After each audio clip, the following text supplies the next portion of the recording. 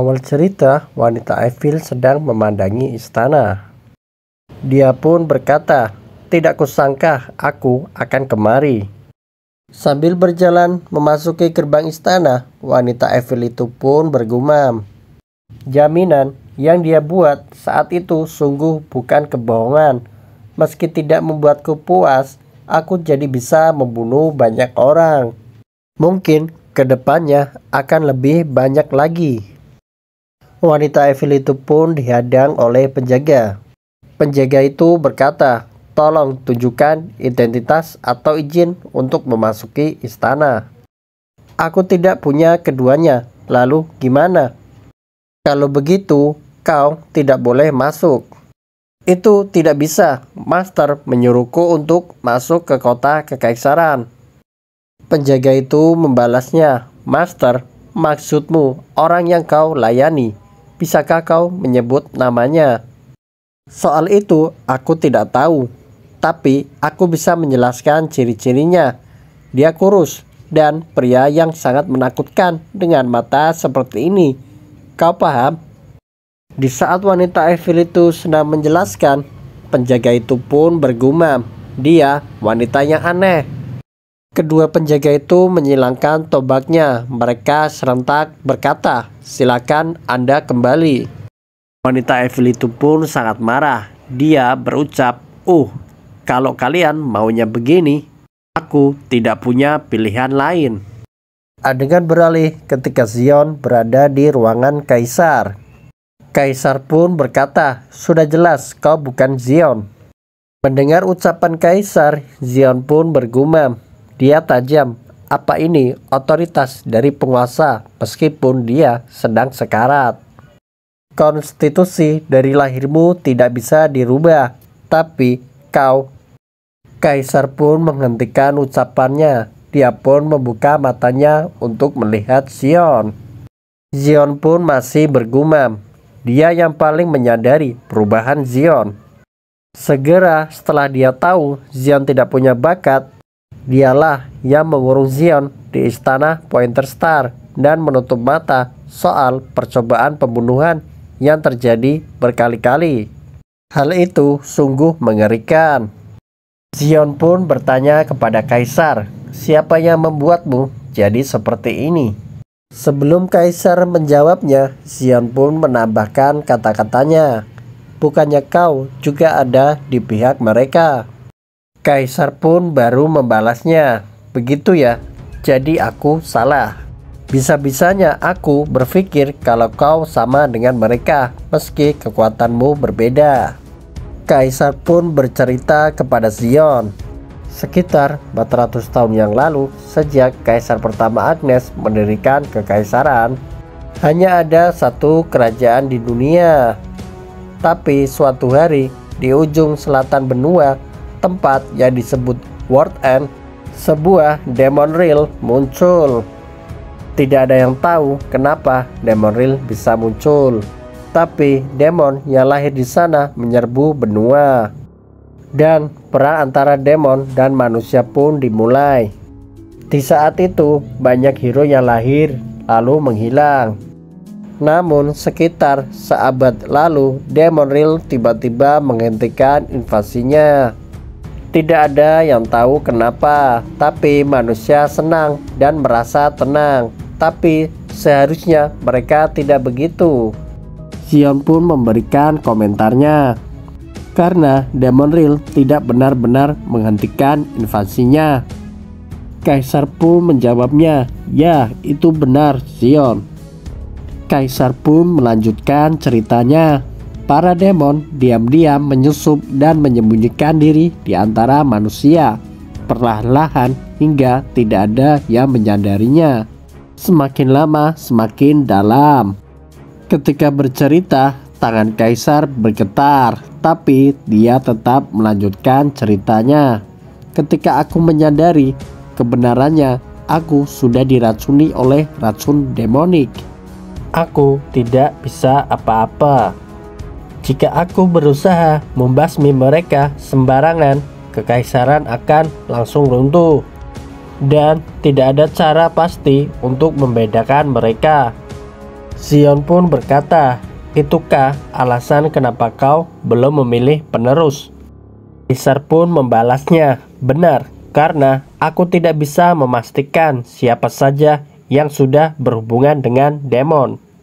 Tidak, mungkin saja sudah ada dari mereka yang jadi bawahan demon."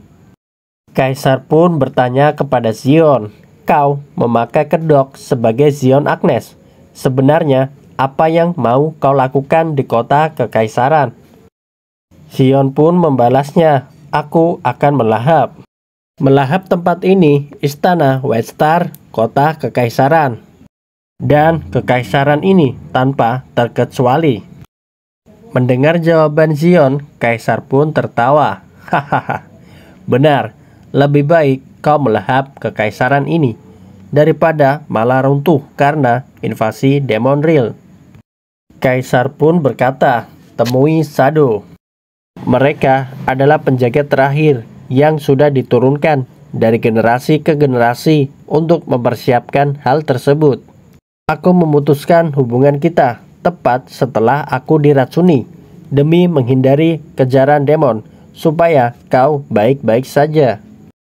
Zion pun bergumam, "The Eternal Shadow, bawahan kaisar yang bergerak dalam bayangan. Organisasi intelijen yang nantinya akan bekerja sama dengan Age of the Moon. Aku tidak bisa cuma mengandalkan novel untuk semua informasi ke depannya. Semakin banyak informasi yang aku punya, itu akan lebih baik." Setelah mengatakan semua hal, Kaisar pun berkata, "Aku menantikan itu." Zion pun bergumam, "Ada dua keuntungan yang didapat bagi keluarga kekaisaran yang melewati upacara suksesi. Yang pertama, bisa berbicara langsung dengan kaisar. Dan yang kedua adalah memasuki Starry Dream." Zion pun menggoreskan pisau di tangannya. "Tempat yang tidak bisa dimasuki kecuali kau adalah keturunan langsung Agnes." Tampak ruangan tersebut berwarna emas yang berkilauan. Tiba-tiba ada seseorang berucap, "Selamat datang di Starry Dream." Seseorang itu memperkenalkan dirinya, "Aku Vela, penjaga gudang. Apa kau Pangeran Zion Agnes?" Zion pun membalasnya, "Ya benar, aku Zion Agnes." Vela pun berkata, "Pertama-tama, selamat karena kau sudah lulus upacara suksesi." Vela pun menunjukkan gudang senjata yang terlihat sangat mewah. "Ini adalah tempat di mana semua harta yang tidak terbayangkan ada di sini. Tempat harta terbaik di seluruh dunia." Vela pun berucap, "Kau hanya bisa mengambil satu benda dari sini." Zion pun membalasnya, "Tapi bukan cuma ini saja kan?" "Tentu saja, Tuan Zion, tapi ada satu hal. Harta yang di dalam sudah termasuk mitos dan legenda. Jadi dikatakan kalau senjatanya lah yang memilih masternya. Jika yang tak terpilih memaksa menggunakannya, mereka bisa kehilangan nyawanya. Meski begitu, apa kau masih mau mencobanya?" Sebelum menjawab Vela, Zion pun bergumam, "Jadi dia pikir aku tidak akan terpilih ya? Meski begitu, di antara para kaisar terdahulu juga ada yang tak terpilih." Zion pun berucap, "Antarkan aku masuk ke dalam." Vela pun membalasnya, "Baiklah, aku tidak bertanggung jawab jika kau tidak terpilih." Vela pun berkata kepada Zion, "Luar biasa kan? Jika salah satu senjata ini muncul ke permukaan, itu akan memicu pertumpahan darah." Melihat pedang dari kejauhan, Zion pun berkata, "Itu dia. Itu Heavenly Fall Sword Rig Veda. Satu dari 3 senjata tingkat mythic di Starry Dream." Sebelum mengambil Rig Veda, Zion pun melihat sebuah pedang. Dia pun kaget, tak percaya. Itu adalah pedang Ex-Klaxia. Bagaimana bisa pedang yang aku gunakan ada di dalam novel? Vela pun mencoba memberhentikan Zion. Dia pun berucap, pedang itu, jangan yang mulia."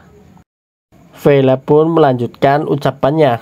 Itu pedang yang dulu digunakan oleh Kaisar pertama, Kekaisaran Agnes. Meski ada di sana, itu tidak boleh diambil. Setelah mengambil pedang Excelsia, Sia pun merasakan kembali kenangan dirinya yang dulu memegang pedang Excelsia. Terlihat ada mobil merah yang sedang melaju. Di dalam mobil merah itu ternyata ada seorang pria. Pria itu mempunyai ciri khas. Ia memiliki jenggot di dagunya. Xion telah lulus upacara suksesi. Dan juga semua supervisor telah terbunuh. Kau ingin aku mempercayai kabar tersebut? Bagaimana kabar dengan Night Race? Pria berjanggut itu pun membalas, kami sedang mencari mereka. Adegan tadi sepertinya kilas balik dari seorang pria berjanggut yang ada di dalam mobil. Pria itu pun masih bergumam. Mereka hanyalah segelintir orang yang mampu menggunakan sihir darah. Dan tidak ada gerakan tertentu yang terlihat dari Blood Tower. Terlihat ada segerombolan kesatria yang sedang berlari. Pria berjanggut itu pun melihatnya. Dia pun berkata, apa itu? Mendengar pertanyaan tadi, supir pun membalas. Kelihatannya seseorang mencoba masuk gerbang depan istana tanpa izin. Dan para kesatria mencoba mencegahnya. Pria berjanggut itu pun bertanya lagi. Tanpa izin, masuk tanpa izin di gerbang depan. Ada berapa orang? Supir pun membalas, itu hanya satu orang. Dia terlihat seperti wanita berusia 20-an. Tapi kelihatannya menyingkirkan dia butuh waktu yang lama dari yang diperkirakan. Mendengar hal itu, pria berjanggut itu pun berucap, apa satu orang? Apa ada hal lain yang khusus? Supir menjawab, saya tidak melihatnya sendiri, jadi saya tidak yakin. Tapi kelihatannya dia menggunakan darah sebagai perantara. Dan ada beberapa bis di sekitarnya. Pria berjanggut itu pun sontak kaget. Dia pun berkata, sihir darah. Ada beberapa banyak warga sipil di ibu kota yang bisa menggunakan sihir darah. Jika kita melakukannya dengan baik, mungkin kita bisa mendapatkan petunjuk tentang Night Race. Pria berjanggut itu memerintahkan supirnya. Ayo pergi ke gerbang depan. Aku harus melihat dia dengan mataku sendiri.